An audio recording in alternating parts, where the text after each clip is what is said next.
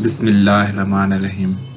السلام علیکم دوستو، میں ہوں علی رضا اور آپ دیکھ رہے ہیں روح انسان۔ آج کا ہمارا ٹاپک ہے امام جعفر صادق علیہ السلام کی خدمت میں ایک شخص آ کے عرض کرنے لگا، اے نواسہ رسول، انسان کی اچانک سے موت واقع کیوں ہوتی ہے؟ بس جیسے ہی یہ پوچھا گیا تو نواسہ رسول امام جعفر صادق علیہ السلام نے فرمایا، اے بندہ خدا، میں نے اپنے بابا، انہوں نے اپنے بابا، انہوں نے اپنے بابا اور انہوں نے اللہ کے رسول صلی اللہ علیہ وآلہ وسلم سے سنا کہ انسان کی اچانک سے موت خون کی خرابی کی وجہ سے ہوتی ہے، اور اکثر خون کی خرابی زیادہ گوشت کھانے اور زیادہ مرغی وغیرہ کھانے سے لاحق ہوتی ہے۔